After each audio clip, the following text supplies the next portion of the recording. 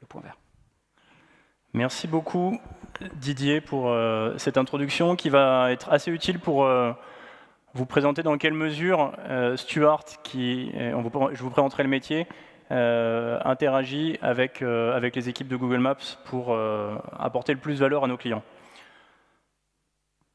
Donc, avant que je rentre dans le détail de la solution Stuart, je veux juste passer un petit moment sur le contexte dans lequel on opère. Nous, on est un acteur de la livraison urbaine. La livraison urbaine, elle est aujourd'hui soumise à deux enjeux. Premier enjeu est pour notre écosystème, les villes. Pourquoi? Parce qu'on est déjà dans des forts taux d'urbanisation dans une région comme l'Europe, et ça continue de croître dans les régions périphériques des villes. Le volume d'e-commerce est en super forte croissance à 2 chiffres et encore pour les prochaines années. Et du coup, on a une saturation du réseau de distribution. Un réseau de distribution qui est aujourd'hui aussi faiblement adapté aux contraintes environnementales. Pour vous donner un ordre de grandeur, dans une ville comme Paris, on a 100 000 véhicules de livraison qui circulent chaque jour. Et c'est essentiellement encore aujourd'hui du camion thermique. Le problème, c'est que l'e-commerce vient aussi changer le besoin de transport de marchandises. Aujourd'hui, historiquement, si on regarde les 20 dernières années, on était essentiellement à Paris dans du réapprovisionnement des commerçants. Aujourd'hui, de plus en plus, la part à destination des particuliers du B2C augmente. Et donc, ça implique une moins bonne concentration à la livraison. Un particulier il a tendance à se faire livrer un seul colis, quand le commerçant, historiquement, se faisait plutôt livrer 2 à 3 colis. Donc on est dans une désoptimisation des circuits de distribution et qui sont aussi par ailleurs de plus en plus contraints. Donc il y a un réel enjeu pour les villes, un réel enjeu pour les transporteurs, un réel enjeu pour l'environnement. On a tendance à beaucoup parler de mobilité de transport, parce que celle-ci représente probablement 75% des déplacements en ville, contre 25% probablement pour le transport de marchandises. Pour autant, celui-ci représente 30% de l'empreinte carbone, 40 à 50% des émissions de particules et jusqu'à 50% de la consommation de carburant. Donc Paris réagit, s'est fixé comme un objectif ambitieux de réduire l'empreinte carbone, et notamment les livraisons en diesel qui doivent atteindre le seuil de 0% à l'horizon 2020. D'un autre côté, on a un deuxième enjeu qui est les attentes des consommateurs. On a des consommateurs de plus en plus exigeants qui apprécient l'omnicanalité, l'émergence de l'e-commerce. Et ce qu'ils nous disent quand on les interroge, c'est qu'ils souhaitent à 83% plus de transparence, dans un même niveau de seuil, des créneaux de livraison garantis, des délais de livraison plus courts, donc une livraison plus instantanée.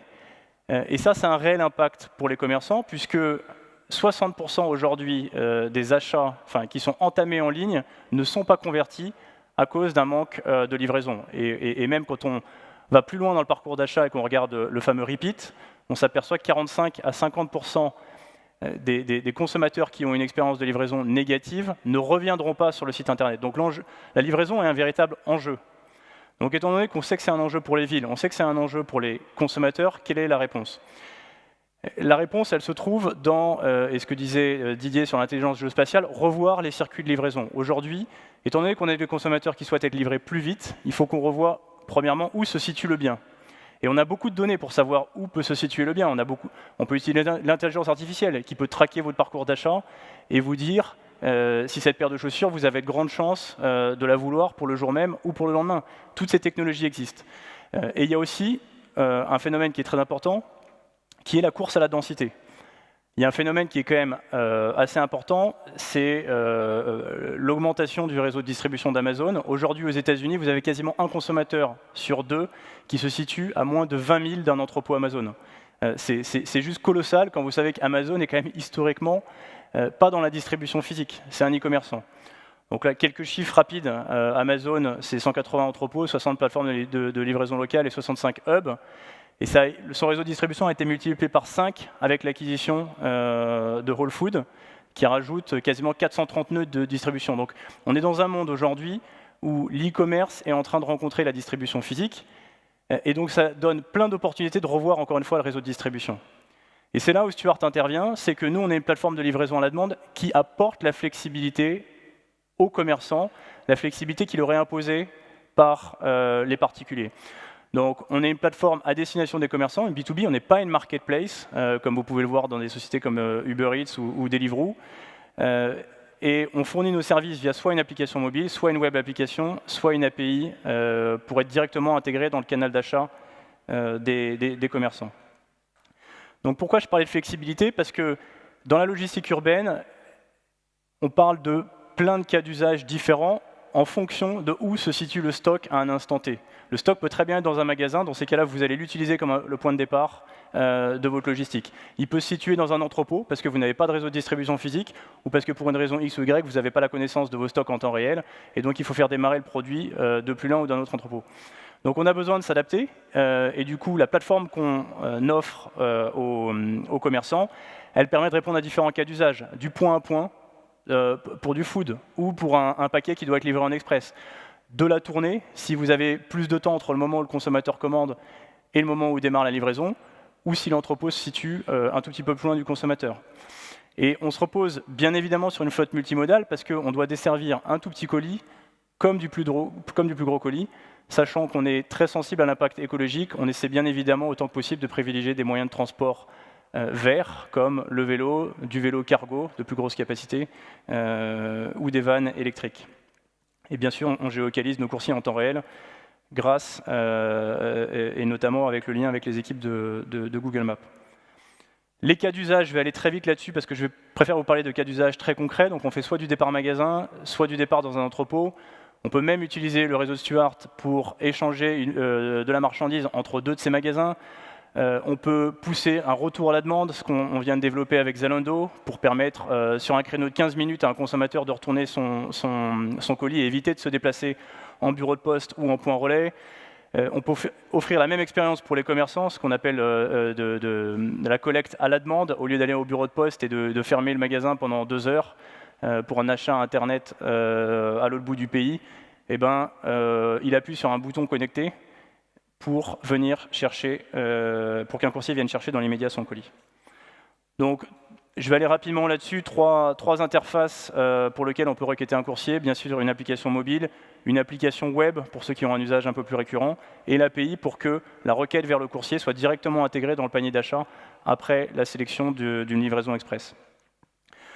Donc, en départ magasin, on a depuis 1 an, on travaille avec Carrefour qui peut livrer aujourd'hui Paris et sa proche couronne depuis une dizaine de magasins. Vous allez sur un site qui s'appelle livraisonexpress.carrefour.fr.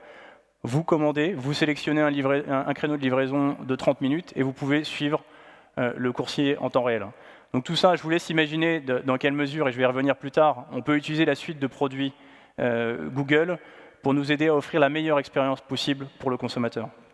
Le deuxième cas d'usage, pour un client dont on va annoncer le lancement d'ici 1 mois, c'est la livraison en soirée le jour même. Alors comment se passe le réseau de distribution? Vous commandez en ligne jusqu'à 15 h, qui est un cut-off time pour que la commande soit préparée en entrepôt. Ensuite, la commande est acheminée vers des entrepôts de proximité pour une opération de cross-dock qui est je réceptionne, je trie et j'organise mes tournées, encore une fois, en temps réel pour des livraisons en soirée entre 19 h et 22 h. Et le tout tracé, donc vous pouvez suivre en temps réel la coursier. Donc ça permet à des commerçants de lancer une livraison en jour J. Encore une fois, vous avez jusqu'à 13, 14, 15 heures en fonction de la localisation ou de l'entrepôt pour une livraison en soirée. Donc on est vraiment en train de changer la manière dont la livraison se passe avec une bien meilleure expérience client. Pour Zalando, pareil, vous avez un colis que vous voulez souhaiter retourner à Zalando. Vous allez sur l'application Zalando ou sur le site web Zalando. Vous sélectionnez retour à la demande, créneau de 15 minutes, vous avez un coursier qui arrive, il récupère votre colis, il le laisse en point relais avant d'être ramené à l'entrepôt Zalando. Donc bien sûr, c'est un service qui est fortement apprécié par les consommateurs avec un très bon retour de qualité de service pour justement la simplicité et la rapidité d'exécution. Alors, comment est-ce que Google peut nous aider? Alors nous, on utilise un certain nombre d'outils Google, je vais en citer quelques-uns. Le premier, c'est l'API JavaScript qui nous permet à notre application web que vous avez vue tout à l'heure d'afficher la carte, de montrer la localisation sur la carte, etc. Et aussi, quelque chose qui est forcément hyper important dans la livraison, qui est l'autocomplete des adresses pour que l'adresse soit la plus précise possible, ce qui va être un grand garant de la qualité de service de notre côté. Après, on utilise aussi StaticSmap, l'API, pour afficher le lieu de pick-up, enfin de collecte et de livraison dans l'application mobile du client, dans l'application coursier. L'API qui est forcément une des plus utiles pour nous, c'est l'application Directions. Comme son nom l'indique, elle nous permet à l'application coursier d'indiquer la direction. Elle nous permet aussi de calculer les distances exactes entre le point de livraison et le point de collecte, de calculer l'ETA de manière exacte. Quand on fait la recherche du coursier potentiellement le plus proche dans notre outil d'optimisation, ce n'est pas le seul critère, mais bien sûr, on va regarder où se trouve la géolocalisation du coursier par rapport au point de collecte. On peut utiliser l'API Distance Matrix qui nous permet de calculer la distance entre le point de collecte et l'ensemble des coursiers qui sont éligibles à prendre la course, éligibles parce qu'ils sont disponibles à l'instant T ou éligibles parce qu'ils sont en train de finir une course dans un environnement très proche. Et enfin, l'API Geocoding. L'API Geocoding nous permet de traduire l'intégralité des adresses dans des latitudes, longitudes, qui sont bien sûr les coordonnées qui nous permettent de faire tourner nos algorithmes d'optimisation de route. Donc encore une fois, c'est une API très utile pour nous. Donc l'ensemble de ces services, aujourd'hui, nous permettent, combinés bien sûr à l'infrastructure, à l'intelligence qu'on va rajouter par-dessus, d'offrir un réel game changer, je dirais, dans le secteur de la livraison, qui va nous permettre d'apporter plus de traçabilité, plus de prédictif, comme Didier le mentionnait. Et donc tout ça, honnêtement, c'est d'une simplicité d'usage extrêmement forte. Et nous, c'est vraiment un outil sans lequel on pourrait vraiment travailler efficacement. Bon, je vais finir par ça. Du coup, c'est la garantie du succès quand vous avez un service qui est bien exécuté. Aujourd'hui, on travaille avec un certain nombre de clients sur quasiment toute verticale. Alors bien sûr, le food et l'alimentaire, c'est une grosse partie de notre métier, mais on s'étend rapidement sur le retail avec les clients que vous voyez là, sur les différents cas d'usage que je vous ai bien sûr cités. Le service a 2 ans et on est présent aujourd'hui en France, en Angleterre, en Espagne. En France, pour vous donner un ordre de grandeur, on est présent à Paris, à Lyon, à Bordeaux, Montpellier, Toulouse. Et on va ouvrir en début d'année prochaine encore un certain nombre de villes. Et pareil en Espagne et en Angleterre. Alors je vais à présent laisser la parole à Jean Thomas qui va nous parler de Web Geoservice.